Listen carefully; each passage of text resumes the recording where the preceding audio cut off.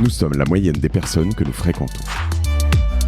Je suis Mathieu Stéphanie, entrepreneur récidiviste et cofondateur de Cosa Vostra, cabinet de conseil en stratégie et croissance digitale. Avec Génération Do It Yourself, je vous propose de rencontrer ensemble des entrepreneurs, sportifs ou artistes qui vont littéralement faire exploser notre moyenne.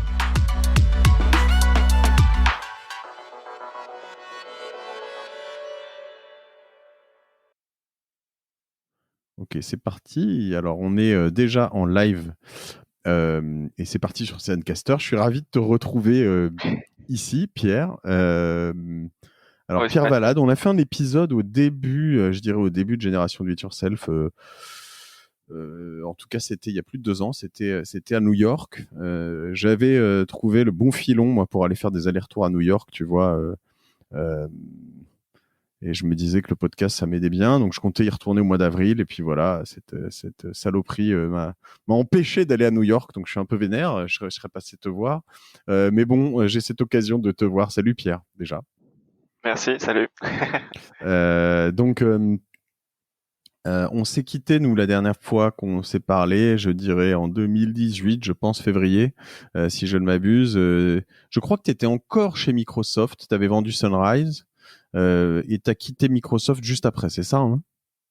Ouais, on avait vendu Sunrise on a annoncé le deal en 2015, février 2015, et on avait un contrat de 3 ans avec Jérémy. Donc, on est tous les deux partis à peu près à la fin de ce contrat. D'accord. Et puis après, tu as décidé de te tourner les pouces, c'est ça? Pas exactement. Parce qu'après, j'ai directement retravaillé sur un projet. Je voulais relancer une startup. Et du coup, juste après, en fait, dans la foulée, dans l'année 2018, j'ai commencé à travailler sur un nouveau projet et qui était pas Jumbo et qui était un autre projet. Et après, ça a devenu Jumbo parce que le premier projet marchait pas comme je voulais. Et voilà. Donc un peu vraiment dans la foulée de Microsoft, j'ai commencé à retravailler sur un autre projet. Ok. Donc là, on va juste préciser une chose, hein. C'est que tu es, toi, actuellement pas à New York, ce que je croyais avant de commencer cet épisode. On aperçoit peut-être un filet de lumière derrière toi, au fond de ton épaule droite, enfin à notre gauche pour nous. Et on voit un début de lumière, de crépuscule, je dirais. Donc toi, tu es, parce que pour ceux qui écoutent ça en podcast, on est en live sur LinkedIn aussi. Tu es en Californie, là, c'est ça? Donc il Donc il est 15h en France, donc il est 6h du matin. Très bien. Donc on t'a réveillé un peu, donc on va te secouer un peu, c'est ce qu'on disait. Donc bah écoute, je suis content de te revoir là. Alors c'est vrai que on avait fait un bon tour de ton background et de tout ce que tu avais fait jusqu'à Sunrise. Le sujet du jour qui nous a été soufflé, proposé par Zoé Villain, c'est donc votre nouvelle startup qui s'appelle donc Jumbo et qui est autour de alors on parle de privacy, e-privacy. Je sais pas si on dit en français vie privée, alors parce que du coup, qu'on va parler de ta vie privée, c'est ça aujourd'hui. Exactement. Ça intéresse tout le monde. Et de la mienne aussi, du coup, et de la nôtre, c'est de la vie privée de tout le monde. Donc soyez prêts. Et voilà. Et ce vaste sujet sur lequel, en fait, je me dis, bon, de loin, et alors depuis qu'évidemment on en a parlé avec Zoé, je regarde un peu, il y a pas mal d'articles qui disent que ça va être la vraie problématique, d'où le teaser de cet épisode sur LinkedIn, qui est la vraie problématique des années, de la décennie à venir, qui est un truc que beaucoup d'entre nous, moi en tête, ont un peu laissé de côté parce qu'on se dit en fait, la vie privée, enfin... limite, il y a même pas mal d'articles que tu as dû lire de gens qui disent la vie privée, de toute façon, ça n'existe plus, quoi. C'était un concept d'avant. Mais tu as un passcode sur ton téléphone. Là, si je prends ton téléphone, il y a un code pour le Oui. bloquer, non? Okay. Oui, bien sûr. Donc, et les textos que tu reçois sur ton téléphone, tu voudrais pas qu'on les lise à l'antenne? Non, tout à fait. Donc en fait, à mon avis, tu tiens, comme la majorité des gens, à ta vie privée. Et le sujet du moment, en fait, c'est un sujet qui est assez lié à ce qu'on essaie de faire finalement avec Sunrise aussi. C'est un sujet euh, de convenience, est-ce que c'est pratique en fait? Est-ce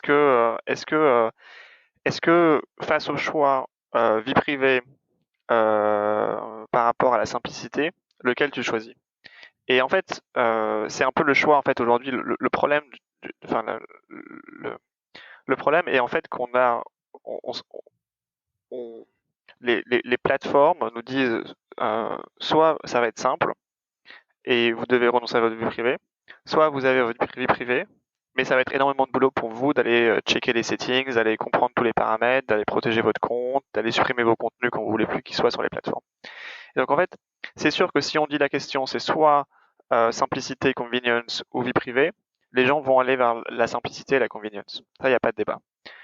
Par contre, si on demande dans l'absolu, est-ce que vous voulez avoir un espace de vie privée sur Internet? Est-ce que vous voulez contrôler où vont vos datas? Qui peut les utiliser? Qui a la permission d'accéder à vos datas? Les gens disent oui, mais il faut que ça soit pratique.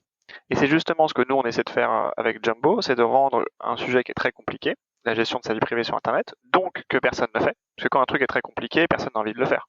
C'est comme quand on doit faire ses taxes tout seul, c'est comme si on devait lire soi-même les résultats d'examen quand on va à l'hôpital. Enfin, c'est compliqué. De lire un bouquin de 400 pages, c'est compliqué. Et donc, la vie privée, c'est la même chose. La vie privée sur Internet, c'est compliqué quand on doit le faire soi-même. Mais justement, avec des outils comme Jumbo, ça peut devenir simple. Et donc, l'idée, c'est que si ça devient simple, en fait, les gens ayant envie de le faire naturellement, mais on a juste un peu tous collectivement lâché l'affaire puisque c'était trop compliqué, et ben en fait, on revient à faire quelque chose qu'on avait envie de faire dès le début. Et je pense que c'est ça, à mon avis, le sujet, c'est pas que toi ou d'autres personnes n'ont pas envie de savoir où vont tes datas ou que tu serais capable de unlocker ton téléphone à tout le monde qui te le demande ou à lire tes textos à l'antenne. C'est juste que, effectivement, tu n'as pas le temps tous les jours de penser à ce sujet-là.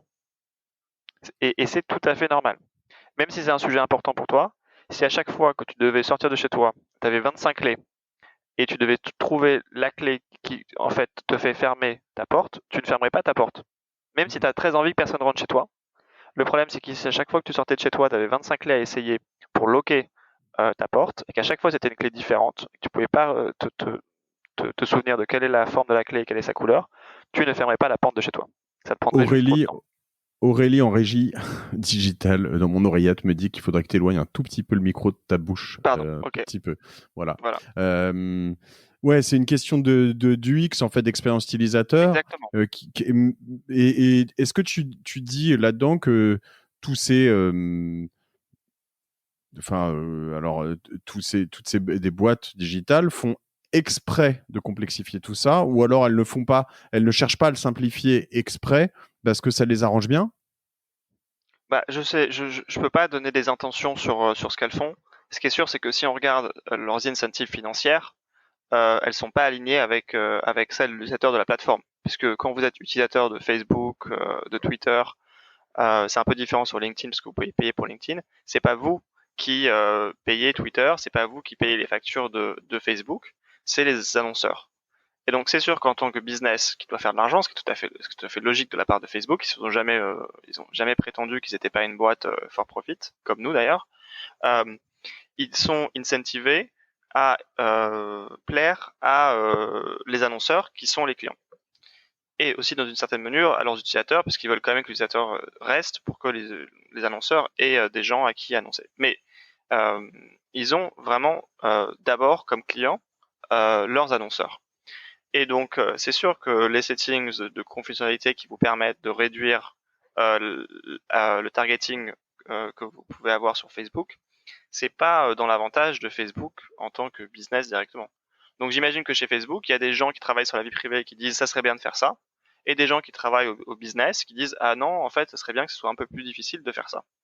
Et je sais pas comment ils résolvent en interne ces discussions, mais c'est sûr que d'un point de vue incentive économique, tout le monde qui travaille chez Facebook n'est pas incentivé à ce que vous changiez vos paramètres de confidentialité pour limiter le tracking comme vous pouvez faire avec Jumbo.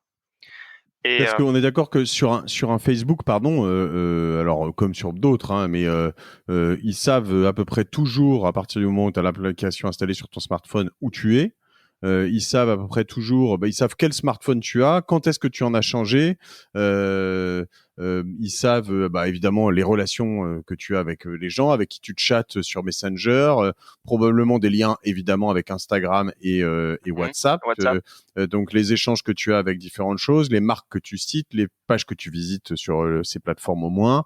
Donc du coup plein de centres d'intérêt. Qu'est-ce qui disait ça? C'est que quand tu likes 50 pages sur Facebook, Facebook te connaît mieux qu'un de tes potes. Quand tu likes 100 pages, c'est mieux que, je sais plus, tes parents. Et 150 ou 200, c'est mieux que ton conjoint, quoi. Donc, du coup, Facebook, très vite, te connaît mieux que n'importe qui. Et notamment, alors sur des tas de données, en effet, enfin, à la limite, la géolocalisation, je pense qu'on l'a tous vu. On s'y attend tous, on le comprend. Mais en effet, les données en fonction des endroits où tu t'es logué, sur quel smartphone, etc., ils peuvent te prédire en moyenne. Mais la moyenne, elle est potentiellement à quelques jours près que tu vas changer de téléphone, quoi. Et quelle marque de téléphone tu pourrais être sur laquelle tu pourrais être intentionniste, quoi. Quelque chose comme ça, non? Ouais, je pense que le sujet de la vie privée, en tout cas notre point de vue, c'est pas Facebook ce qu'ils font, c'est pas bien ou ce que un Hmm. autre fait, c'est mieux. Le problème pour nous, c'est un problème de contrôle. C'est-à-dire qu'il n'y a aucun problème à ce que Facebook ait votre location si vous êtes d'accord avec Facebook qui a votre location. Si Facebook a une fonctionnalité qui vous permet de retrouver vos amis autour de vous et que vous activez cette fonctionnalité en comprenant que vous êtes en train de partager cette information-là avec Facebook, très bien. Vous êtes en train d'utiliser un service de la même manière que si vous décidez d'utiliser YouTube et que YouTube collecte la liste de vos recommandations pour vous proposer des vidéos qui sont pertinentes par rapport à ce que vous avez déjà regardé, très bien, vous êtes au courant de comment ça se passe. Le problème aujourd'hui, c'est ce qu'on voit avec quand les utilisateurs arrivent sur Jumbo la première fois sur leur téléphone, sur Android ou sur iOS, c'est qu'en fait ils scannent leur compte Facebook avec Jumbo et là ils se rendent compte en fait qu'il y avait des informations qui étaient partagées avec Facebook dont ils avaient aucune idée que c'était le cas. Et pour Oui, nous c'est c'est ça. ça le problème, c'est qu'en fait c'est pas en soi le fait que vous partagez votre vos données, n'importe quel type de données d'ailleurs avec un service, c'est quand en fait vous n'êtes pas au courant que ce service les collectait, pas forcément à votre insu, mais en tout cas vous n'étiez pas au courant, c'était pas clair que il collectait ce type de données. Et qu'est-ce qu'il en faisait de ces data? Est-ce qu'il en crée un profil sur vous pour après vous matcher sur des publicités ciblées? Est-ce qu'il parfois, comme on a vu sur LinkedIn, peut partager ces data avec des plateformes tierces? Et là, vous vous rendez compte qu'en fait, vous avez l'impression, vous savez même pas que vous partagez vos data avec LinkedIn, mais en plus LinkedIn les partage avec des gens que vous connaissez pas. Et donc c'est une question de contrôle en fait. C'est pas une question de les data c'est bien, les data c'est pas bien. Non, non, C'est moi une j'avais pas question de attention, j'avais pas de jugement de valeur. non non, mais c'est C'est des souvent maisons que je connais bien, mais je dis juste que en expliquant ça, on peut informer, et c'est aussi un peu le rôle, j'ai l'impression de Jumbo et de ce que tu fais là, c'est de dire en fait quand tu onboard et on utilise ton app, évidemment on voit très vite, ah tiens oui c'est vrai qu'il donne ça, et en fait tu choisis si oui ou non exactement. tu es ok pour donner la localisation, et si après oui ou non tu es ok pour que cette localisation soit donnée à des tiers, quoi. C'est déjà au moins c'est une forme de euh, une forme d'éducation, on va dire, à tout ça, c'est ça. Voilà, de savoir ce qui se passe et de ensuite pouvoir contrôler si on est d'accord avec ce qui se passe. Et c'est ce qu'on essaie de faire, mais c'est vrai que si on revient au sujet de simplicité dont on a commencé à parler, c'est la clé en fait pour nous du problème, c'est est-ce qu'on est capable de créer un produit qui est suffisamment simple pour que du coup en fait ils vous prennent pas de temps à manager. Parce qu'on sait très bien, encore une fois, que si les gens doivent choisir entre la convenience et la vie privée, ils vont choisir la convenience. Moi-même, je choisis la convenience. Par contre, si on vous arrive à nous Donc la donner à simplicité, hein, je la traduis, mais simplicité exactement, ouais. euh, et donc on doit créer un outil qui est aussi simple que l'alternative. Et donc c'est ce qu'on a essayé de faire avec Jumbo. Et je pense que c'est pour ça que ça marche, parce qu'on prend une approche qui n'est d'ailleurs même pas de vous dire arrêtez d'utiliser ces plateformes, parce qu'on pourrait dire pourquoi ne pas dire utiliser d'arrêter ces plateformes, utiliser Internet. Finalement, ça réglera le problème de vie privée sur Internet. Hmm. Mais évidemment, c'est pas une solution pratique. Et même le fait au-delà de ne pas utiliser Internet, mais de d'arrêter d'utiliser Facebook ou Google ou ces outils-là, Dans la réalité, en fait, c'est impossible. Et donc, nous, ce qu'on permet, c'est aux gens qui veulent continuer d'utiliser ces produits-là de quand même mieux contrôler et de mieux savoir ce qui se passe sans passer beaucoup de temps là-dessus. C'est pour ça qu'on a designé Jumbo comme en fait un peu deux temps dans le produit. La première, c'est tu set up tes comptes la première fois. Et après, en fait, il y a tout un système de monitoring qui se passe dans le background, même quand tu n'utilises pas l'app. On continue à monitorer tes comptes connectés à Jumbo et on t'alerte si jamais il y a quelque chose qui a changé que tu devrais savoir. Ouais, aux gens comme moi qui te disent finalement de base, non mais moi, à la limite, fair enough, je leur file tout ça parce que vu ce qu'ils me donnent gratuitement, même s'ils se font du business derrière, enfin, je m'en fous un peu en fait, tu vois. Toi, tu dis bah oui, mais en fait, tu peux assez facilement désormais leur donner moins ou contrôler ce que tu donnes. Alors évidemment, après j'ai déjà quelques questions qui montent, mais évidemment là-dessus la question, c'est quand même si toi tu te mets pas en opposition, je l'ai bien compris, et il y a peu d'intérêt à, voilà, parce qu'en effet, on a plein de super services qui nous sont proposés, qu'on utilise, sur lesquels on passe plein de temps dans la journée. Enfin, la vie sans Google et Google Maps et Waze voilà, ce serait peut-être pas aussi cool ou simple en tout cas, mais tu crées quand même une sorte de poil à gratter. Si eux font pas cette UX simple dans tout ça, euh, c'est qu'ils ont cette raison, et toi tu vas faire un seul endroit où on peut simplifier tout ça et dire non mais tout ça j'arrête. Donc si Jumbo marche très très très très très très fort, ce que je te souhaite, il y a un moment où ça va pas leur plaire parce que justement ils auront plus assez de données pour leurs annonceurs pour vivre en fait. Si Alors, je sais pas si ça remet en question tout le business model de Google et je sais pas s'ils ont fait des études de ce qui se passerait si s'il y avait des publicités qui étaient plus contextuelles. C'est-à-dire quand tu tapes voiture dans Google, il t'affiche des vidéos ou des ads pour les voitures sans euh, euh, avoir besoin de ton historique de recherche ou des dernières vidéos que tu as regardées sur YouTube. Et oui, mais sans pouvoir t'en afficher pendant les 3 semaines qui suivent aussi, du coup. oui, oui, oui, oui, absolument. Là, tu Euh, perds forcément de la valeur. Je pense qu'il y a une perte effectivement de valeur pour ces plateformes quand elles sont restreintes dans les données qu'elles utilisent. Après, est-ce que ça veut dire que c'est pas un bon business? Je pense qu'il y a une perte de profit dans l'industrie chimique quand on t'impose de contrôler tes déchets d'une certaine manière. Je pense qu'il y a des pertes d'argent dans le nucléaire quand on dit bah les déchets nucléaires en fait au lieu de les remettre dans la rivière à côté de la centrale nucléaire, on doit les mettre ensemble, on doit les protéger, on doit les mettre dans un train, on va les enterrer sous le sol. On perd de l'argent là-dessus. Et je pense que quand on fait la maintenance des avions, on perd plein d'argent à remplacer des pièces dans des avions, alors qu'on Qui marche pourrait, encore. qui marche peut-être ou qui marcherait peut-être, mais en tout cas c'est pas ce qu'on a décidé comme Mm. contrat social. On a dit les roues il faut les maintenir avec tel critère de maintenance. On a dit les déchets nucléaires il faut les enlever et pas les mettre à côté, mais il faut les enterrer. Et c'est pareil sur plein de sujets en fait. Il y a plein de sujets où on n'optimise pas uniquement pour le rendu économique et encore moins pour le rendu économique d'une société. Donc à partir du moment où vous considérez que les datas c'est à vous en fait, c'est pas à Facebook, c'est pas à Google, c'est à vous vos datas, ce que vous faites sur Internet, qui vous appelez, votre vie en fait, c'est à vous, c'est pas à quelqu'un d'autre. Donc euh, nous on considère que un outil qui travaille pour vous, comme Jumbo, au sens où on est payé par nos utilisateurs et par personne d'autre. Donc notre incentive économique, parce que je reviens à ça parce que je pense que c'est un point important, notre incentive économique, c'est de faire le meilleur produit pour nos utilisateurs. Parce qu'on ne collecte pas la data, on ne vend pas la data, il n'y a pas d'autres partenaires économiques dans l'équation Jumbo, il n'y a que Jumbo d'un côté et l'utilisateur. Comme quand vous allez chez le docteur, vous payez le docteur et le docteur travaille pour vous. Ou si vous allez et un jour vous avez besoin d'un avocat, vous n'auriez pas envie que l'avocat soit payé par la partie adverse. Ça n'aurait pas de sens. Et donc, c'est ce qu'on essaie aussi de créer, ce concept de représentant numérique en fait, de Jumbo qui vous accompagne dans votre vie numérique et qui, parce qu'il est payé par vous, in fine, alors, il y a une offre gratuite, mais in fine, il est payé par ceux qui sont les clients, comme dans n'importe quel produit SaaS, comme pour Spotify, comme pour Netflix, comme on va au restaurant, on mange pas gratuitement.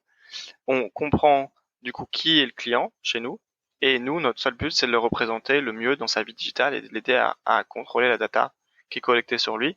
Après, il y a aussi d'autres fonctionnalités de Jumbo sur la sécurité et sur la suppression de contenu. Il y a plein d'autres choses maintenant qu'on a dans Jumbo, et pas seulement ce avec quoi on avait commencé, qui était justement le scan des privacy, des paramètres de confidentialité sur les grandes plateformes. On a Tom Mpanjo, j'espère que je prononce bien ton nom, Tom, qui nous pose la question après avoir fait un commentaire sur mon micro rouge, mais j'ai une drôle de lumière, il est rose en fait. Il me dit, c'est pour ça que Gaspard Koenig propose que les internautes soient rémunérés par Facebook et Google, car c'est nous qui les rendons riches. Qu'en pensez-vous ? Je pense que la notion de monétisation des data est un sujet assez compliqué. On nous a souvent posé la question chez Jumbo, est-ce que ça deviendra un jour un portefeuille où j'aurai toutes mes datas et je pourrais les vendre? Moi, je pense que c'est assez, ça me paraît pas quelque chose vraiment sur le court terme. Je pense que ces plateformes-là ont un business model qui repose sur le fait de collecter vos datas et d'une manière ou d'une autre, pas directement, mais de les revendre aux annonceurs. Ça veut dire forcément que les annonceurs ont accès à la data brute, mais en tout cas, ils peuvent vous afficher des pubs qui sont conditionnés sur la data brute qui est récoltée, votre âge, effectivement, ce que vous aimez dans la vie, etc. Et en soi, encore une fois, tant que tout le monde sait ce qui se passe et que tout le monde sait ce qui est collecté sur lui et comment la data est ensuite utilisée, et évidemment après on se peut poser la question des dérives que ça amène sur les interférences d'élections, sur la promotion des contenus haineux, etc., etc.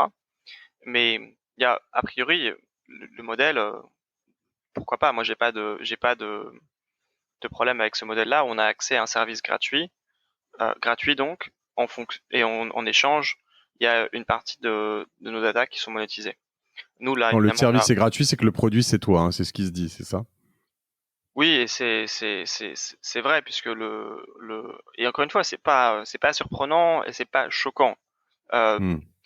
Ce qui est plus choquant de notre point de vue, c'est quand encore une fois les datas sont collectées sans que les gens sachent exactement ce qui est collecté sur eux et comment cette data est utilisée. Et donc c'est effectivement notre but, c'est de rendre ça simple et actionable. C'est-à-dire qu'on peut, avec Jumbo, on peut non seulement savoir ce qui se passe, mais on peut aussi dire je veux que ça s'arrête.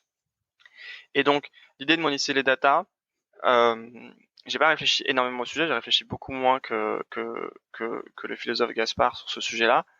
Mais moi, ça me paraît à court terme compliqué. Ouais, parce qu'il y a des choses hein, que j'ai vues en testant Jumbo, notamment par exemple, tu me proposes d'archiver tous les posts et toutes les photos de Facebook. Alors, ça doit être pareil sur Twitter aussi, mais d'il y a plus d'un an par exemple. Mais ça, tu les archives, mais chez toi. C'est-à-dire que l'archive, elle se fait pas, enfin chez Jumbo ou chez moi en local, Local. mais en local, d'accord, mais pas sur Facebook. Donc après, elles ne sont plus disponibles chez Facebook, celles-ci. Facebook ne les a plus ou elles les ont encore, mais en archive, mais ils n'ont pas le droit de les toucher. Si je veux les réactiver, comment ça se passe? Enfin, Non, nous on demande à Facebook au nom de l'utilisateur de les supprimer. Donc je pense que normalement ils doivent les supprimer. On n'a pas moyen de vérifier, mais il n'y a pas de raison de croire que c'est pas le cas. Donc elles sont plus disponibles sur Facebook.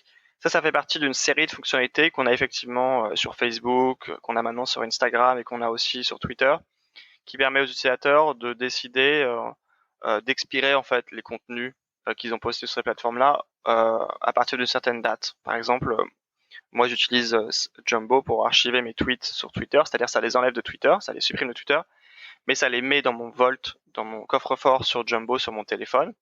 Et donc je peux regarder mes anciens tweets juste pour moi dans le Vault sur mon application Jumbo. Et si je change de Ça, téléphone? alors c'est aujourd'hui si tu changes de téléphone et que tu as déjà la backup d'Apple par exemple, Ouais. ça va automatiquement être passé sur le téléphone d'après, comme les photos. Si tu vas garder tes photos, tu vas garder du Ouais. coup tes contenus Jumbo parce que Apple iCloud, ouais. sauvegarde exactement tout avec iCloud. Et on travaille justement cet été sur une intégration avec Dropbox en plus pour pouvoir aussi mettre ces contenus directement sur Dropbox.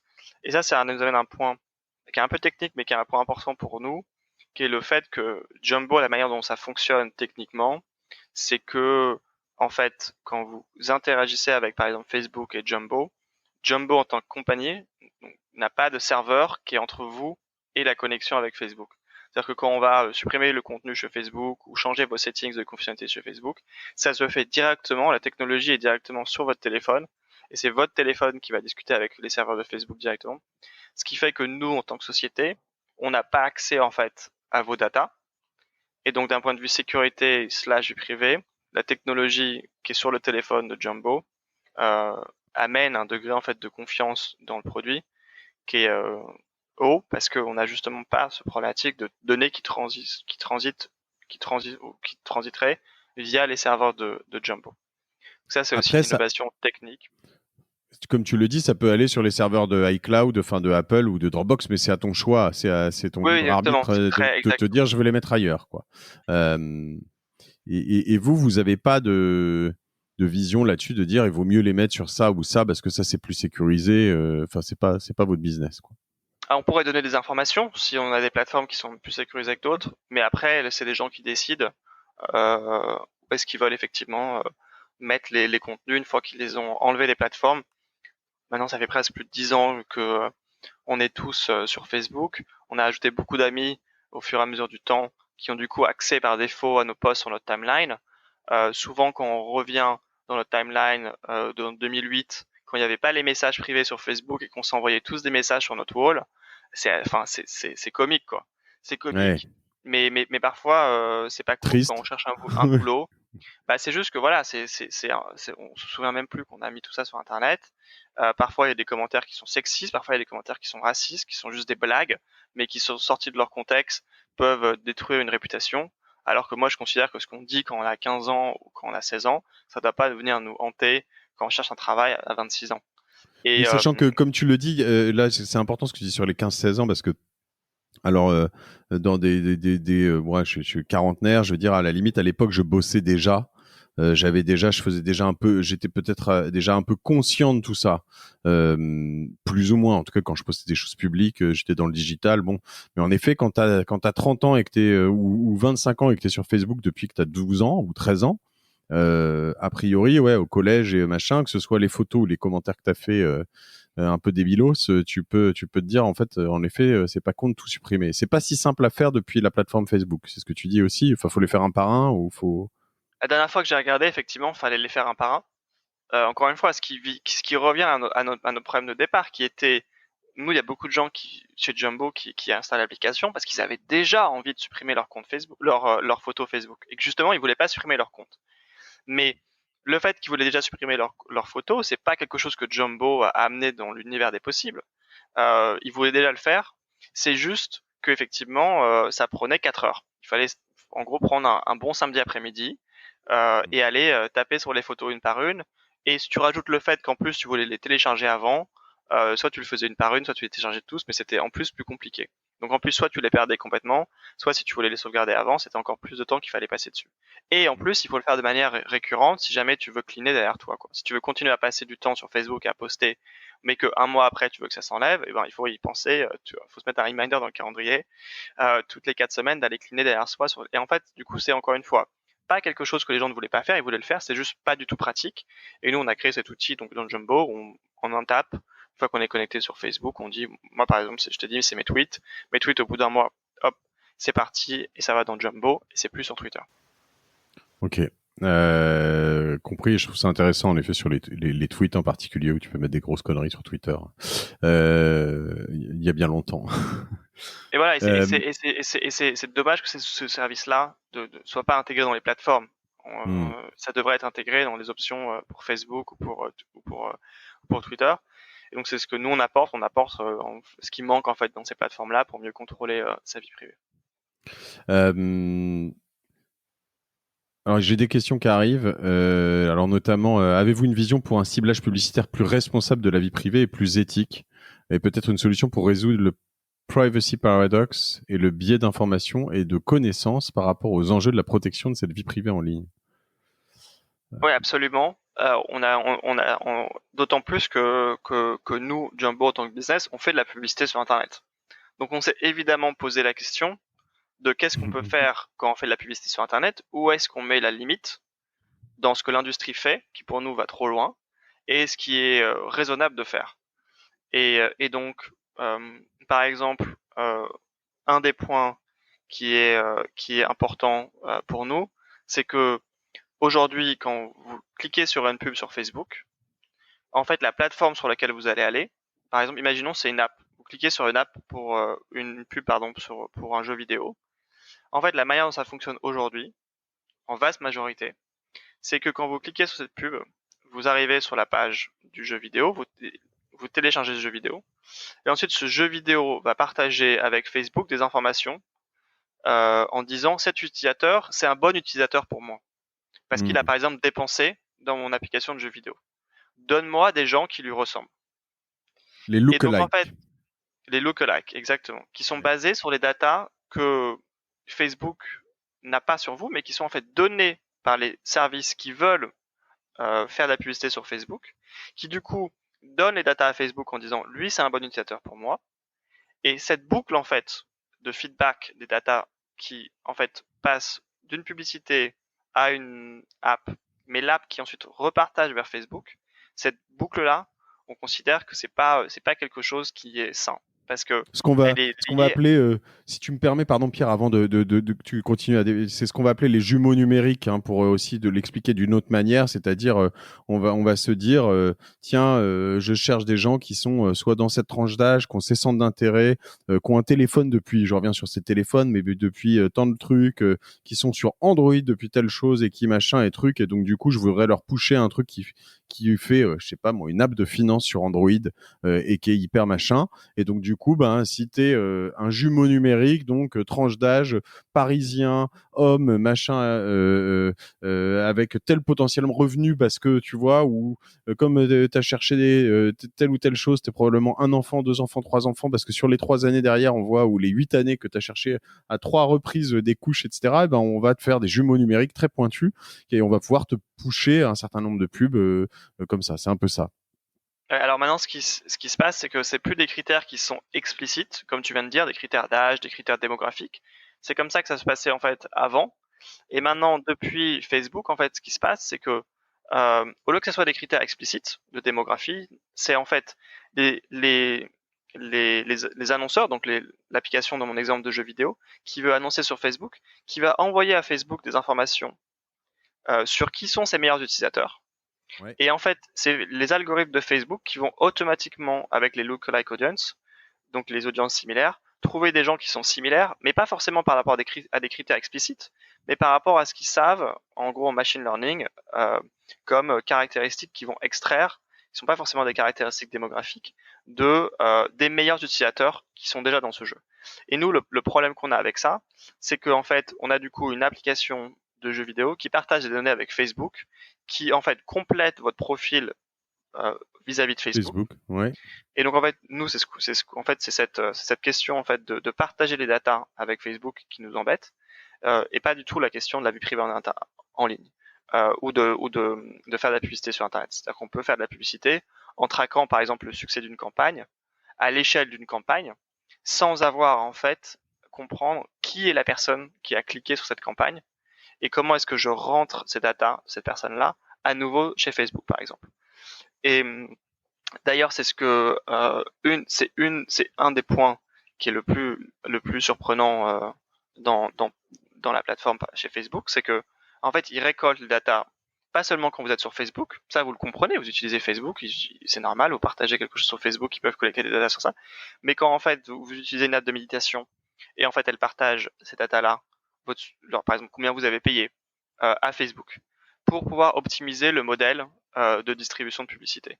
Et donc ça, pour nous, c'est la ligne jaune ou la ligne rouge à pas franchir. C'est de nous, si on fait de la publicité sur Internet, ce qu'on fait aujourd'hui pour promouvoir notre produit, on ne repartage pas des données identifiables à l'utilisateur pour améliorer les modèles de targeting sur les utilisateurs de chez nous. Et donc on a déjà identifié notre règle sur ce qu'on veut faire quand on fait de la publicité. Et on peut faire en fait de la publicité à l'échelle de la campagne. Et d'ailleurs, on pourra peut-être en reparler parce que ça va être un gros changement sur iOS 14 qui arrive en septembre. Mais en fait, Apple a complètement changé avec iOS 14 les règles du jeu justement sur la publicité et le ciblage sur Internet à partir d'iOS 14 qui arrive mi-septembre.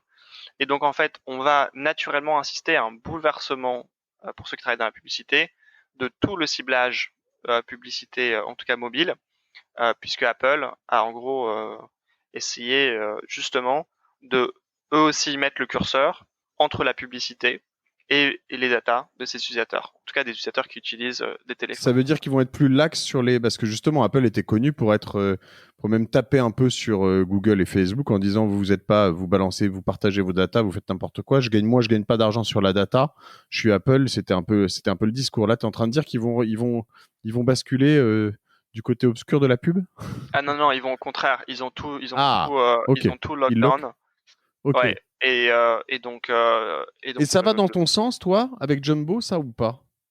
Bah nous, tout ce qui est bon pour la vie privée, c'est bon pour nos utilisateurs. Donc, en fait, nous, en fait, ça va dans notre sens, évidemment, parce que le fait qu'Apple push le sujet de la vie privée sur Internet, c'est quelque chose qui va éduquer nos utilisateurs, qui va éduquer le marché. Donc, de manière générale, c'est une bonne chose. Là, je parle d'un point de vue business pour nous. Après, évidemment, d'un point de vue philosophique, d'un point de vue éthique, c'est génial que Apple donne plus de contrôle sur la plateforme. Mais aussi, c'est important pour nous en termes de société, puisque avant, justement, quand on voulait, ce qui est le cas d'ailleurs aujourd'hui, quand on veut faire la publicité sur Internet, on est aujourd'hui désavantagé. Parce qu'on collecte moins de data sur vous et on en partage moins avec les plateformes. Et donc, du coup, en fait, on espère qu'avec les changements, justement, tout le monde va jouer avec les mêmes règles du jeu que nous, on s'est imposé aujourd'hui. On s'est imposé ces règles du jeu parce qu'on pense que c'est les bonnes règles du jeu qui respectent l'éthique de notre société et nos utilisateurs. Mais demain, on pense que ces règles du jeu-là vont être imposées par Apple à tout le monde. Et du coup, on jouera, entre guillemets, à armes égales avec d'autres annonceurs sur Internet. C'est-à-dire qu'on n'aura plus cette enchère à la collection de la data et au repartage de la data sur Facebook ou les autres plateformes de ads. Et donc, du coup, normalement, ça sera une très bonne nouvelle pour tout le monde. Je vais avoir d'autres questions. Avant d'y aller, à la fois, je te sens, tu vois, au début, notamment de cet échange, un peu distant, c'est-à-dire à pas t'engager parce que tu dis, je suis pas contre ces plateformes, je veux juste expliquer et faciliter, expliquer ce qui s'y passe et faciliter le fait d'arrêter ou d'autoriser certains accès à certaines choses. Donc ça, je comprends que tu te mets pas en opposition à ces titans du numérique. Et à la fois, tu te dis, bon, nous, on s'astreint à un certain nombre de choses et ton business est quand même un peu...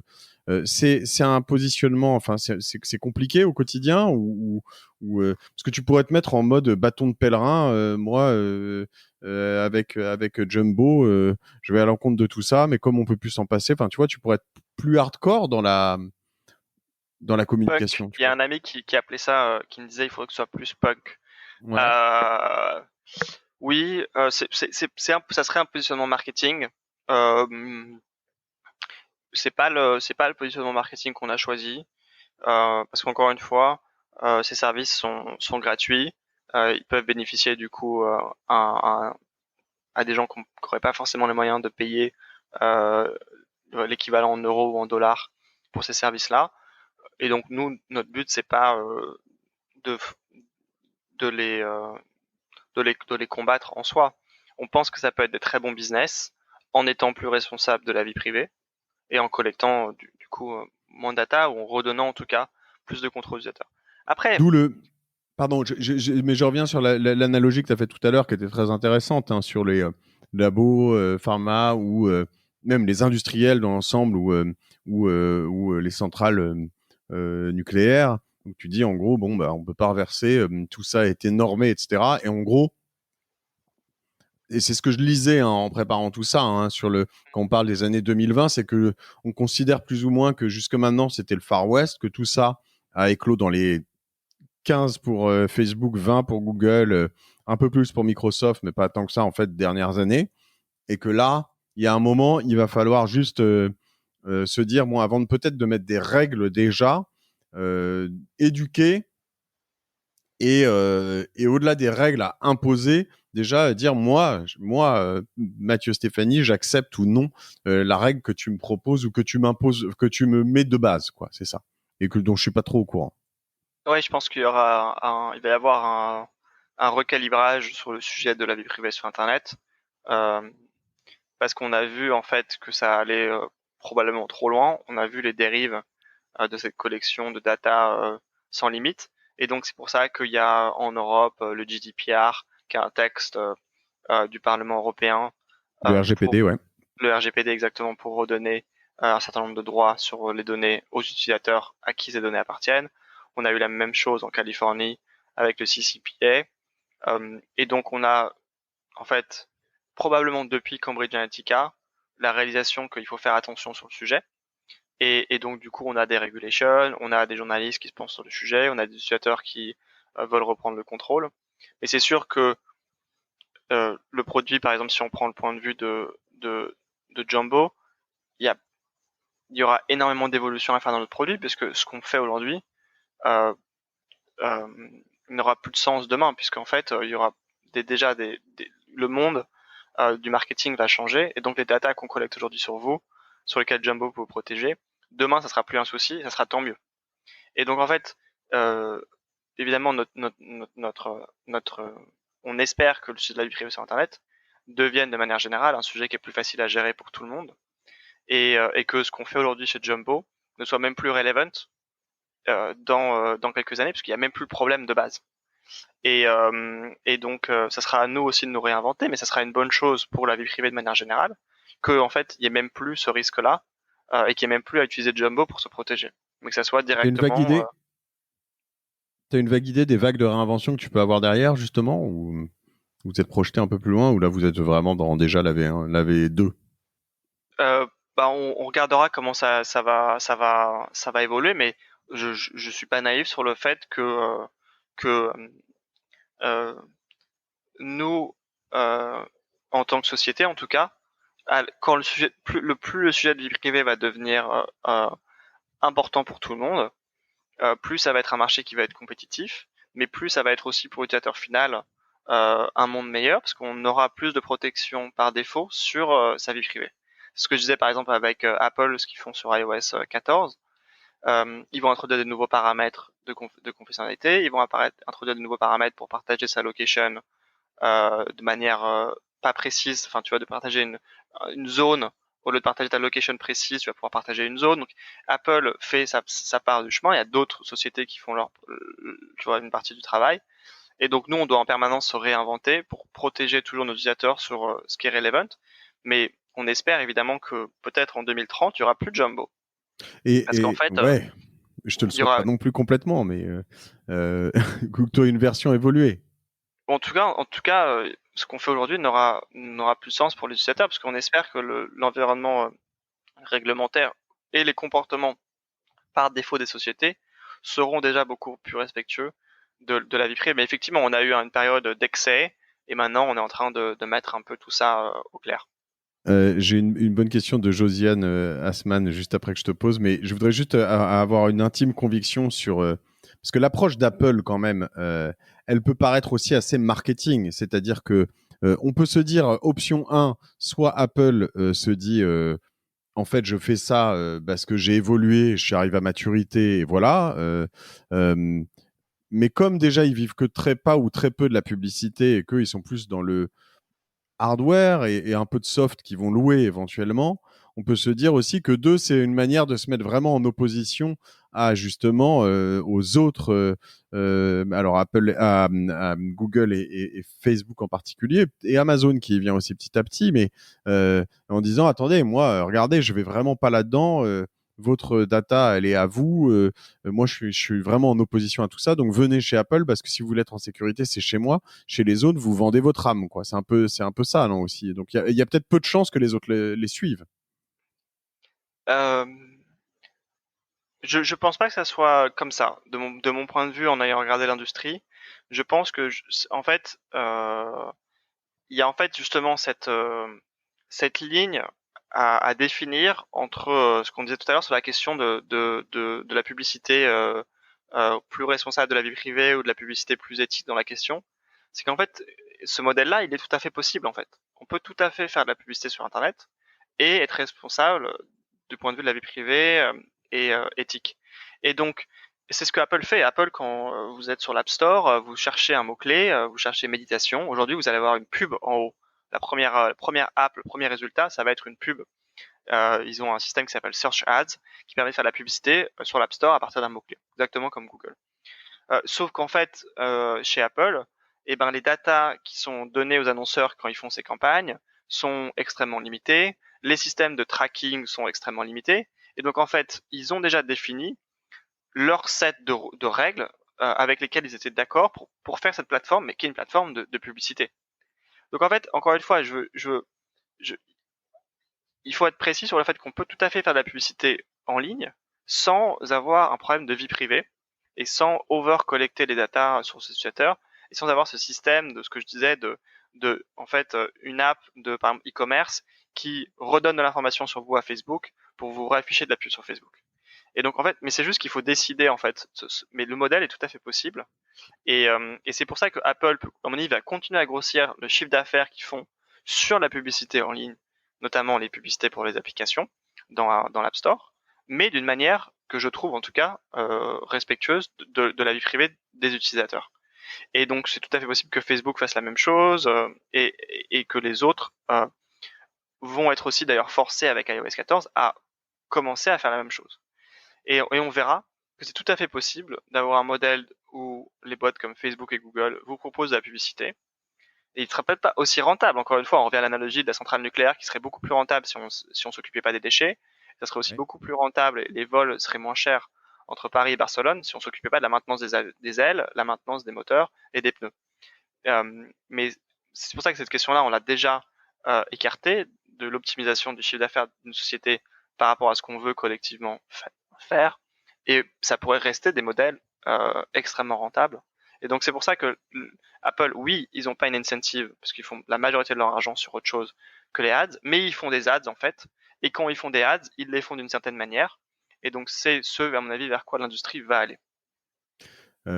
Josiane, donc, qui pose cette question, quel serait justement le premier geste à faire dès maintenant qui serait simple et rapide pour protéger ses données personnelles? Alors, j'avais la réponse à cette question, mais elle a mis entre parenthèses, à part s'inscrire sur Jumbo. Donc, voilà, là, je suis collé.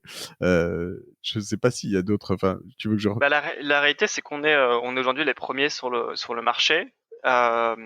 Et donc, à ma connaissance, il n'y a pas d'outil comme Jumbo qui vous permettrait de scanner vos paramètres de confidentialité sur plus de 10 services maintenant, de comme on en discutait, de supprimer vos contenus, vos vieux contenus sur Twitter, Facebook ou Instagram. On a aussi toute une fonctionnalité de sécurité pour aider nos utilisateurs à activer l'authentification en 2 temps et le monitoring des fuites de données sur le dark web. Donc ce qu'on peut faire pour protéger sa vie privée, on peut regarder par exemple le moteur de recherche DuckDuckGo, qui est un moteur de recherche qui ne traque pas ses utilisateurs. Et donc encore une fois, un bon exemple de modèle où la publicité est contextuelle et donc n'a pas besoin de savoir plus d'informations que simplement le mot-clé que vous avez mis dans la barre de recherche quand vous cherchez sur DuckDuckGo. Et c'est une boîte tout à fait rentable. Ça prouve que le modèle est possible. Et sur donc c'est duckduckgo.com comme moteur de recherche. Et ensuite, on a aussi des applications de messagerie, comme par exemple Signal, qui est extrêmement populaire et qui est une fondation fiable qui met à disposition l'outil de messaging qui remplace par exemple WhatsApp, qui est aussi encrypté de bout en bout. Ça et donc ça c'est par exemple 2 outils qu'on peut regarder. Après, c'est des outils qui vous font changer vos habitudes. Vous devez passer à un nouveau service. Et nous, ce qu'on a décidé au début de Jumbo, c'est pas d'aller sur ce marché-là, de créer un produit qui vous ferait changer une habitude pour un produit qui est plus respectueux de vos vies privées. On a pris l'autre partie du marché qui est vous protéger là où vous êtes déjà. Et donc, c'est 2 approches un peu différentes, mais je recommande ces 2 services, DuckDuckGo et Signal, pour les gens qui veulent du coup sortir de Google ou de WhatsApp. Alors, Jérôme Perrani qui a posé deux questions assez techniques, ça m'étonne pas de lui, je sais pas si tu le connais, mais il dit aucun SDK dans l'application, semble-t-il. Alors, faut Chez rappeler nous? ouais, chez vous, Ah le oui, oui. SDK et rappeler ce que c'est qu'un SDK et s'il y en a et s'il y en a pas, pourquoi. Ah oui, alors le SDK, c'est justement l'implémentation technique de ce que je disais dans l'exemple que je donnais où vous téléchargez un jeu vidéo et vous êtes venu de ce jeu vidéo à partir d'une publicité Facebook.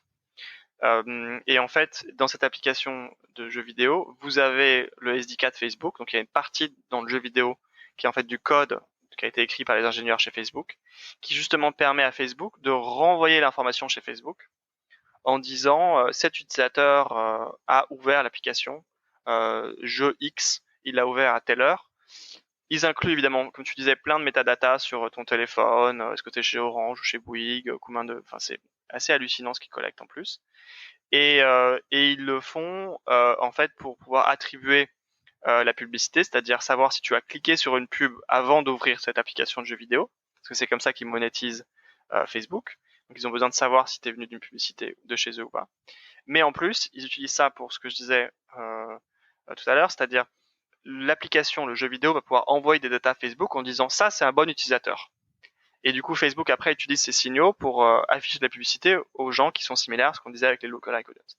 Donc Hmm. le SDK, c'est la solution technique qui permet quelque chose que les gens ne comprennent pas. En fait, pour beaucoup, ça ne fait pas de sens. Quand on est sur un jeu vidéo d'une marque Y, le fait qu'ils partagent des informations avec Facebook, en fait, sans que ça soit explicite, ça paraît complètement surréaliste. C'est d'ailleurs pour ça que les gens ont l'impression, à tort, mais ils ont l'impression que le microphone les écoute. Il y a ces histoires de je parlais d'un truc dans une application, enfin, j'ai jamais dit à Facebook que j'étais intéressé par ce truc-là, et je retrouve une publicité sur Facebook à propos de ce truc-là.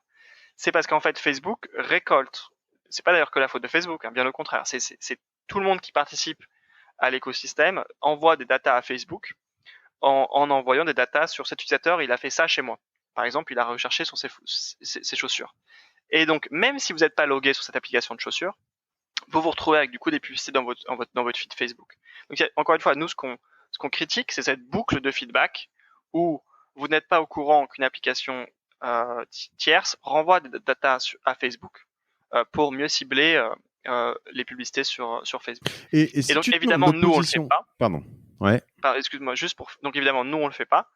Évidemment, pour des raisons de vie privée, mais aussi pour des raisons de sécurité, parce que comme je disais, tout ce qu'on fait chez Jumbo et sur le téléphone, il est extrêmement important pour nous qu'on protège très bien le code source de l'application sur le téléphone pour qu'il n'y ait pas de problème de sécurité. Donc on est extrêmement strict sur les SDK qu'on utilise.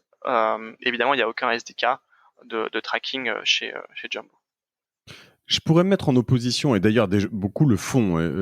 Je suis plus mitigé en ce qui me concerne, mais à ce que tu dis, parce qu'en intro, je te dis bon, tu me réponds à ma question. En fait, on peut un peu se dire, bon, moi en fait, je m'en fiche un peu.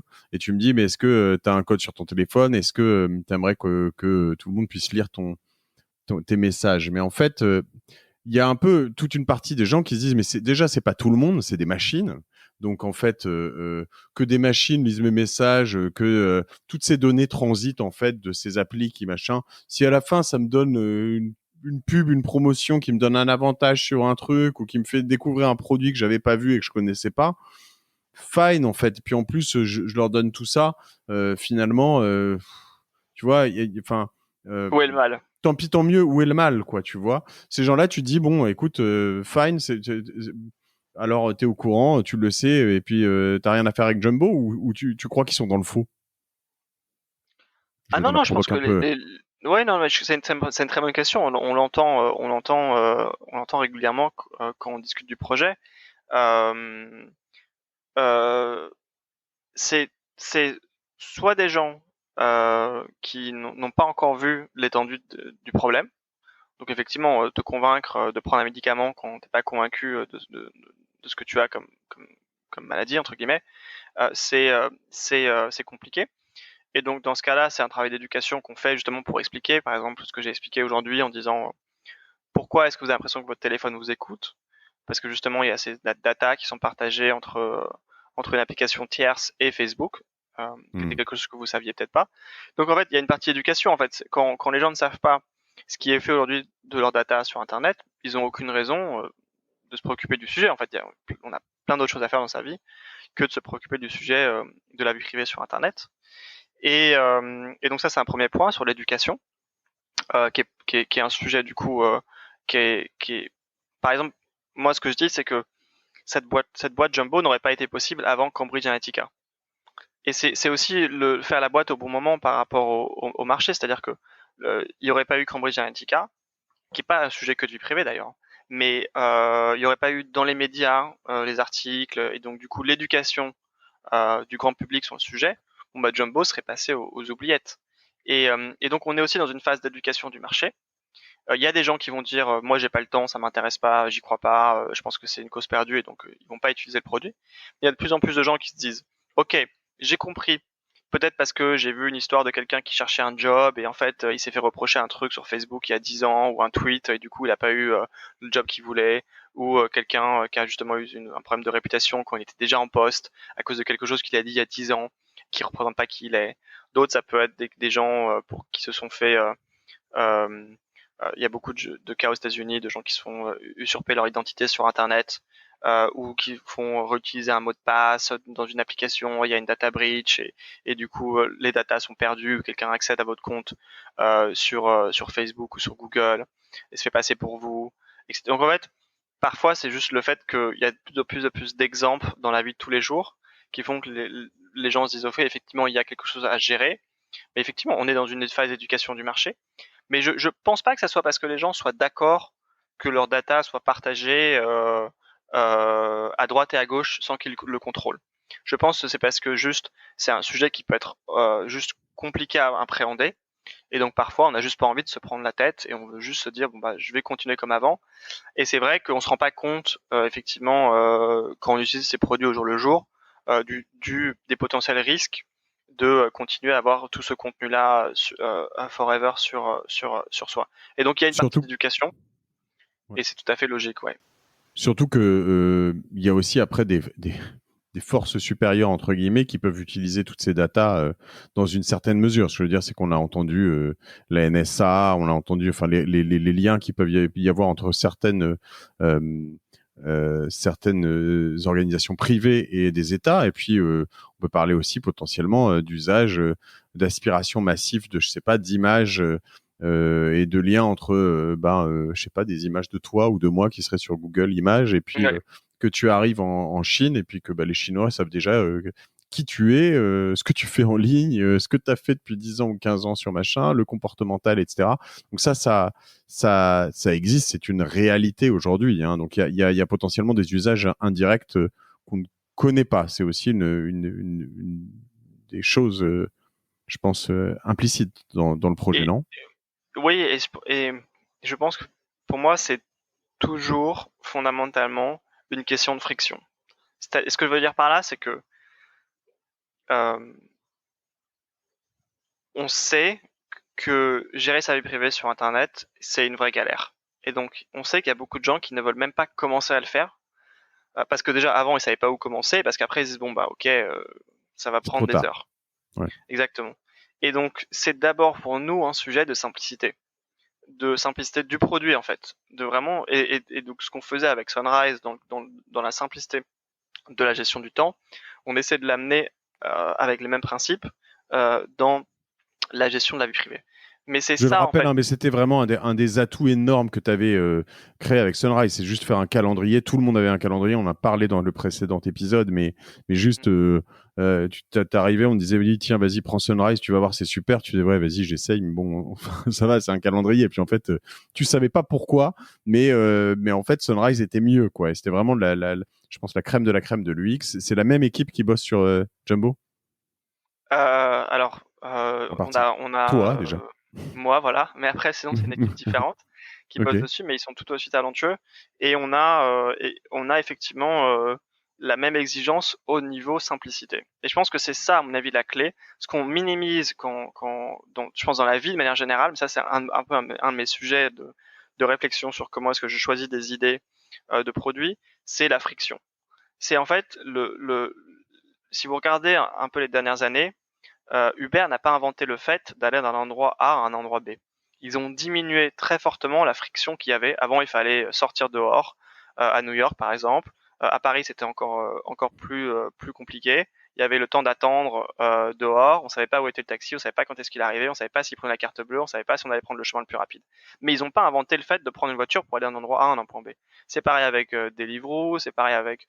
Donc la friction, c'est ça qu'Amazon a inventé le one click, parce qu'on comprend bien qu'aujourd'hui sur Internet, si on fait un truc en 3 clics, c'est 2 clics de trop. Et donc tout est une question de friction et donc d'expérience utilisateur et de simplification. Et si on arrive à craquer ce code-là, eh ben on peut, à mon avis, unlocker de nouveaux marchés où avant ça nous paraissait impossible à faire, mais où demain ça fait un clic sur son téléphone et on est protégé.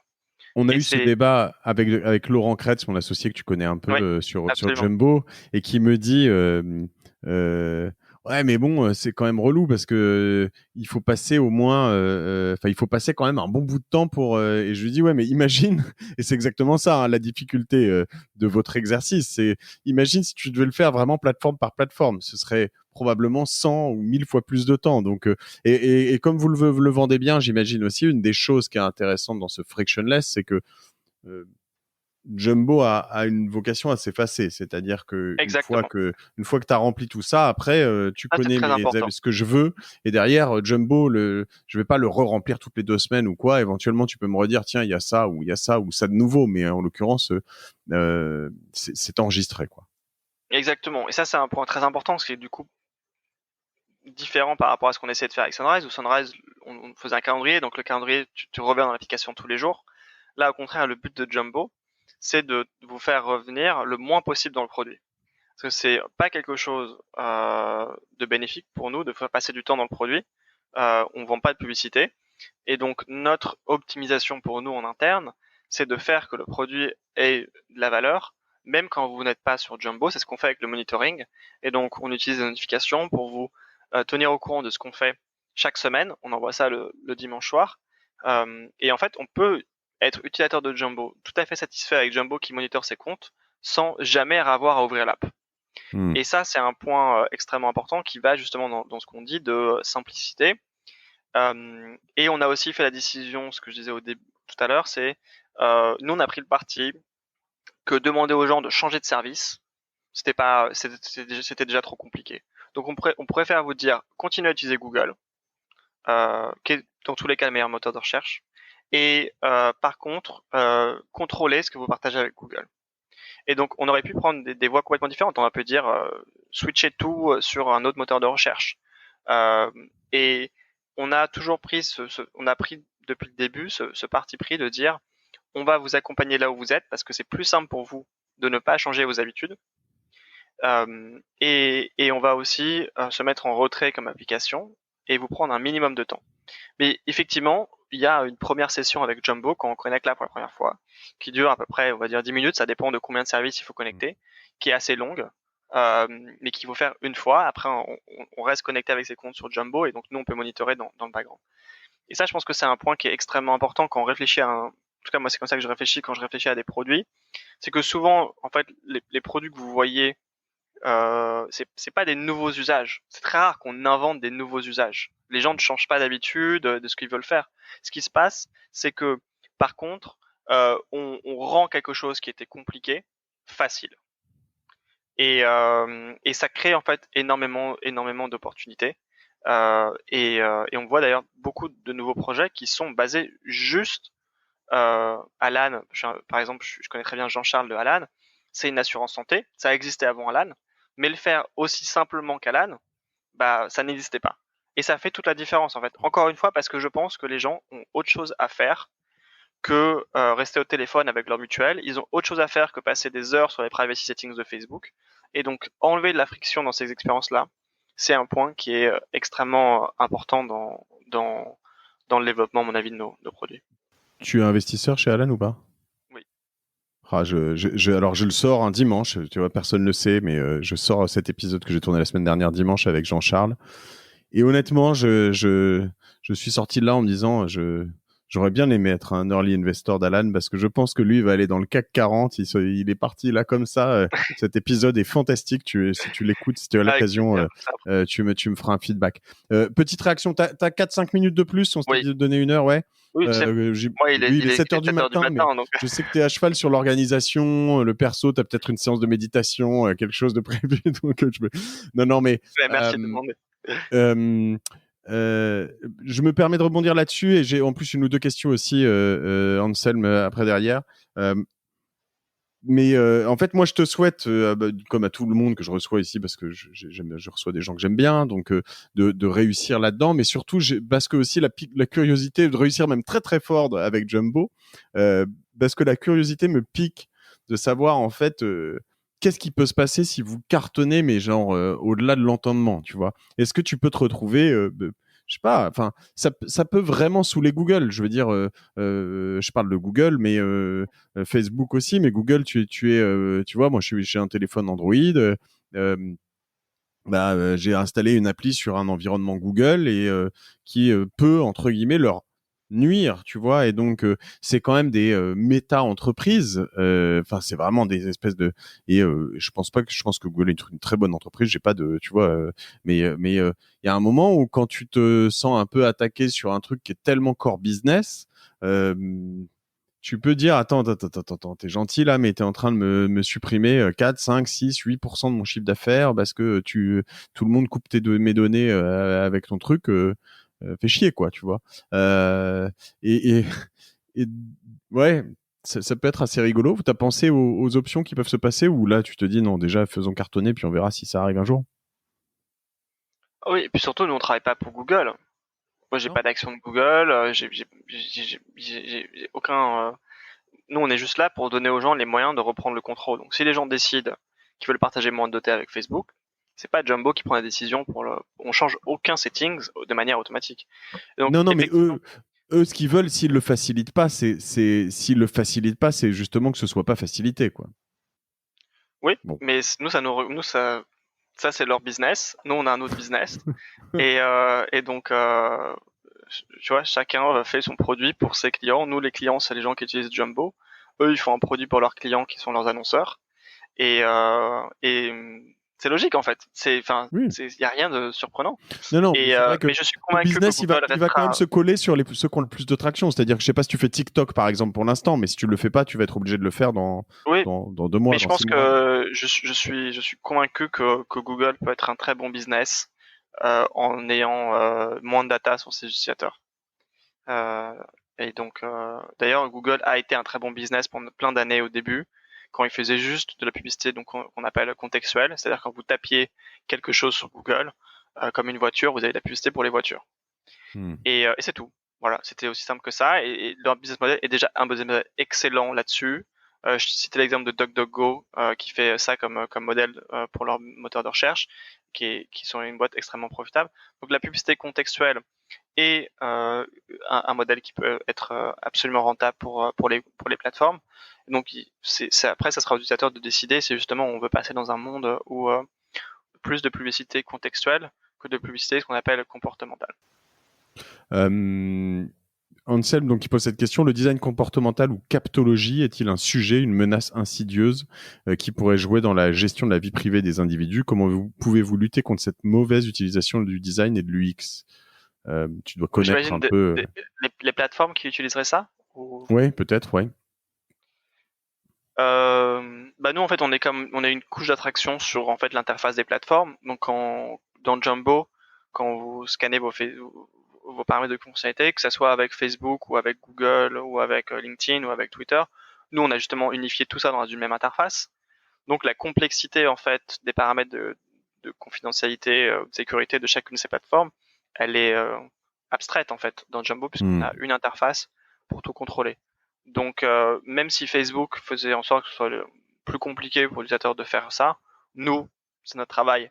On, on, on, on, on arriverait à disséquer ce qu'il faut faire et on le représenterait d'une manière simple.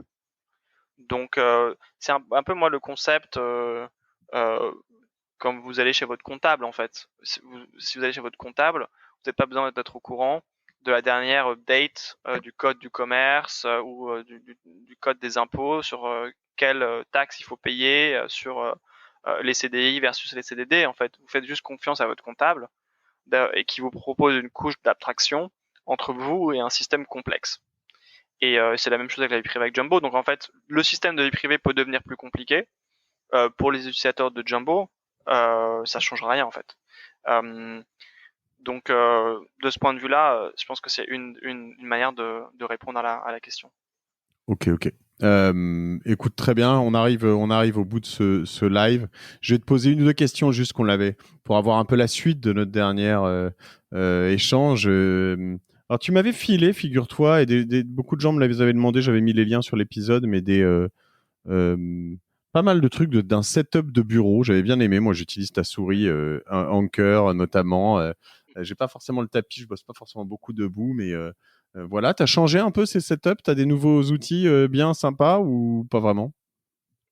Alors j'ai toujours mon bureau Ouais. que avec laquelle je peux changer la hauteur. J'en ai même un d'ailleurs quand je travaille remote là en Californie, j'en ai commandé un parce que je trouve qu'après quand on a commencé à l'utiliser, c'est assez difficile de revenir à être assis toute la journée, ce que je recommande pas.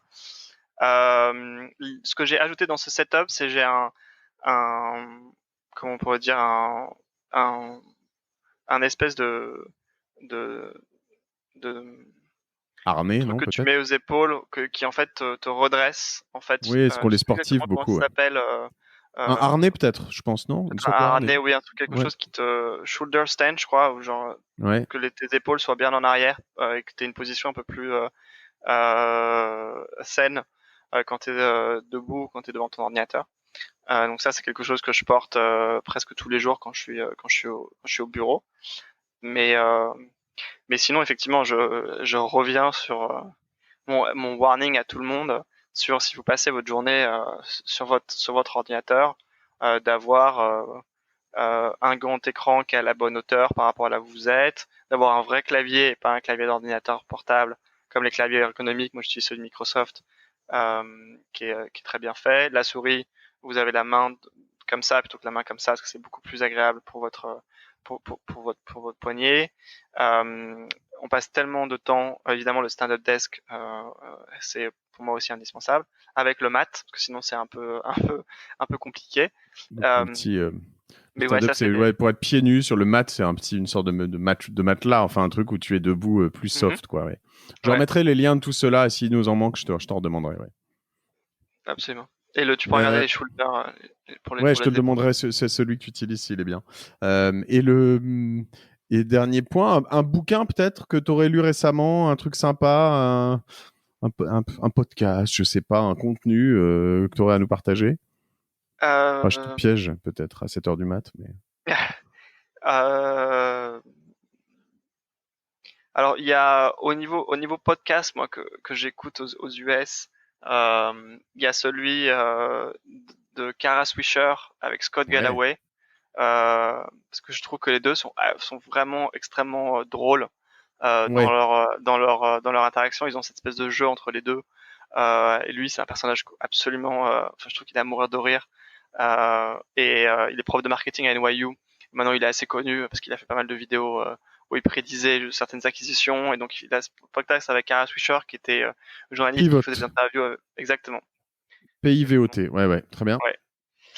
Euh, et bouquin, non, là, ça fait quelques temps que en fait, j'ai pas trop lu de nouveaux bouquins. Donc là, tu me remets un petit peu Ouais, bah, c'est bien, c'est, euh, un peu de je vais quand passion. même essayer, Ouais. je vais quand même essayer de regarder, un instant, parce que Et je suis sûr qu'il y en a je vais un, me mais, Je vais meubler en tout cas en attendant, si tu veux. Euh, et je vous invite vraiment non, à écouter ah le oui, il y en précédent. a, oui, Ah, pardon, le voilà. en fait, celui qui est, euh, celui ce que j'aime beaucoup, que j'ai redécouvert, en fait,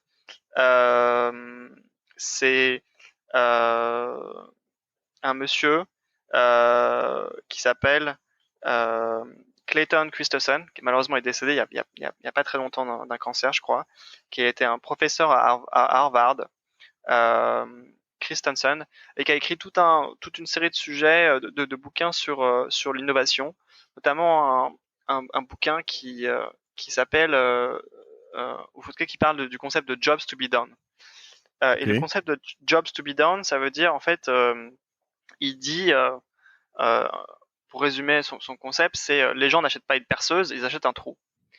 Et ça, c'est assez intéressant comme concept quand on réfléchit à un sujet d'entrepreneuriat. C'est en fait, les gens n'achètent pas Jumbo euh, pour changer les paramètres de fonctionnalité. Ils achètent Jumbo pour avoir l'esprit tranquille quand ils vont sur Internet. Et nous, c'est ce qu'on vend en fait. On vend peace of mind. On vend la tranquillité et de la sérénité.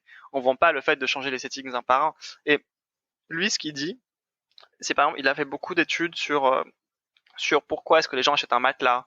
Et en fait, on se rend compte que les gens pensent que c'est une question de prix ou que c'est une question de. Évidemment, il y a des facteurs comme ça, mais en fait, il y a souvent des facteurs humains qui sont en fait euh, euh, euh, qui peuvent être découverts qu'en faisant certains types d'interviews avec ses clients. Et c'est ce qu'il décrit dans ses bouquins ou dans ses vidéos. Il notamment donne l'exemple de comment est-ce qu'il a interviewé des gens qui achetaient des milkshakes aux États-Unis le matin.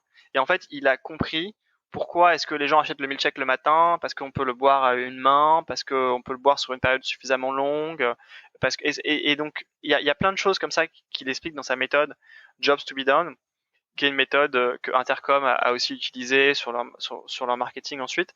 Et c'est vraiment c'est exceptionnel et ça peut vraiment changer la manière dont vous regardez votre idée entrepreneuriale ou votre startup. C'est en fait pourquoi est-ce que les gens, il l'appelle hired, quoi. Pourquoi est-ce que les gens euh, sélectionnent ou recrutent votre outil. Et souvent on a des réponses qui sont, en fait sont pas les vraies raisons pour lesquelles les gens utilisent et hire nos produits. Et il décrit toute cette méthode-là et je pense que c'est un des bouquins les plus qui m'a moi le plus marqué dans la manière dont on peut structurer ces projets euh, entrepreneuriaux. Competing Against Luck, j'ai l'impression que c'est Oui. le titre du livre. Ouais. Je vais juste imager un peu ce truc sur un projet qu'on a lancé qui est live maintenant, qui s'appelle TrackP. Et en fait, à l'origine, mon idée était de me dire, en fait, quand j'ai des clients qui me payent pas sur différents business qu'on avait, etc., c'est relou. À la fin, tu fais des mises en demeure, ça coûte hyper cher, alors que c'est toujours le même truc. Et pour le faire envoyer par un juriste ou un avocat ou machin, bah, ça te coûte un bras et demi, alors que c'est un texte à trous. J'exagère un peu, mais c'est pas loin d'être ça. Et, euh, et du coup, on a fait un produit qui permettait de générer des mises en demeure. Et en fait, on s'en fout de la mise en demeure. C'est pas la mise en demeure le problème, mais il a fallu qu'on fasse cet outil et c'est là où il faut prendre du recul quand même ou faire Ouais. ces interviews comme tu le dis. Ce qui compte à la fin, c'est d'être payé en fait. C'est d'être payé, exactement. Et tout le reste, finalement, le chemin, on va chercher à optimiser ce chemin sans friction, ni d'ailleurs pour le débiteur ou le créditeur, mais plus juste pour être payé dans les temps, être le premier Exactement. payé. Le jour où tu as dit que tu serais payé, etc., ça a donné lieu à ce truc à cette boîte qui s'appelle TrackP. Petit instant promo, trackp.io, mais qui est très bien. Mais en fait, voilà. Et l'idée, c'est que ça marche. Maintenant, on est payé. Et la mise en demeure, à la limite, on n'en fait même plus parce qu'on est payé bien avant d'arriver à l'étape de la mise en demeure. Donc, je t'en prie. Non, c'est exactement ça en fait. C'est souvent en fait quand les boîtes n'arrivent pas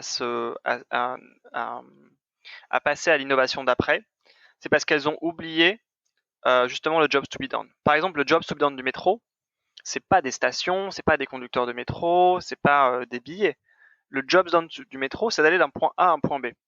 Donc en fait, quand on voit ça, on voit qu'en fait le métro compete avec marché, avec les vélos, donc peut-être qu'il devrait faire des vélos, avec des e-bikes, avec des scooters, parce que en fait, moi ce que je veux en tant que consommateur quand je prends le métro, c'est pas un wagon avec un siège, c'est une solution qui m'amène d'un point A à un point B. Hmm. Et donc en fait, ça permet en fait de voir euh, assez différemment en fait la compétition. Et comme tu dis, par exemple, quand tu travailles sur ton sujet, au début ça commence par les mises en demeure, et en fait tu te rends compte que ce que les clients veulent, c'est d'être payé à temps. Et donc ça se trouve, ce que tu fais 2 ans après, c'est pas du tout des mises en demeure, mais c'est un système de facturation qui est clair sur les conditions et qui fait que les gens sont payés en temps et en heure et qu'il n'y a même plus besoin des mises en demeure. Et ça, c'est du coup ce qu'il explique très bien dans son bouquin. Et il a aussi des vidéos sur YouTube où il donne son bouquin en version vidéo. Et c'est quelqu'un d'assez incroyable, je trouve, sur justement quelque part c'est aussi le marketing, quoi, ce sujet-là. Ouais. Et comment interviewer ces utilisateurs pour comprendre quelles sont les forces derrière les décisions d'achat et qu'est-ce qu'ils cherchent à faire avec l'outil qu'on utilise. Je savais que j'aurais des bons inputs, donc on a bien fait d'attendre toujours de la part de Pierre Valade, donc je suis content. C'est toujours un grand plaisir d'échanger avec toi, Pierre. Jean-Charles, que tu citais tout à l'heure, je suis à peu près certain, Jean-Charles Samuelian de Alan, donc il a lu tout ça parce que vu la masse de livres dont il me parle là-dedans, il m'a impressionné. Je pense qu'il a à peu près lu tout ce genre de choses, donc voilà. Belle transition pour ce prochain épisode que je te recommande et que je vous recommande tous. Je te remercie d'être levé à 5h30, quelque chose comme ça, quand même, pour nous, pour moi. Un grand merci, Pierre. Tu bois un milkshake, toi aussi, d'ailleurs, ou pas? Oui, le matin, c'est toujours le milkshake que je fais le matin. D'accord. C'est devenu mon petit déjeuner. Ok, bon, écoute, sur ce beau milkshake, je te dis à bientôt. Ça s'appelle, sinon, tous, Jumbo. On l'a pas dit, mais on paye ce qu'on veut, c'est ça. Et si on n'a pas d'argent, on peut aussi demander une approche gratuite, parce que j'aime bien vous considérer que quelqu'un qui a pas d'argent a quand même le droit de protéger sa vie privée. Donc j'aime beaucoup cette approche aussi. C'est disponible sur iOS, sur Android, et testez-le. Ça vous coûtera pas grand-chose au début, et puis après, payez-les quand même si ça vous plaît, quoi. Merci Pierre. Et merci Zoé Villain, parce que tu connais cette histoire de Zoé Villain et Zoé Villain ou pas, non? Oui. Oui, t'as compris. Donc voilà, donc moi je suis perdu, mais voilà, je vous remercie tous les deux. D'identité sur Internet. Et voilà, usurpation d'identité. Je remercie aussi Aurélie Gamero d'avoir produit tout ça. Voilà, mes chers acolytes, et je vous dis à dimanche sur Génération Do It Yourself. Salut Pierre. À bientôt. Ciao. Ouais.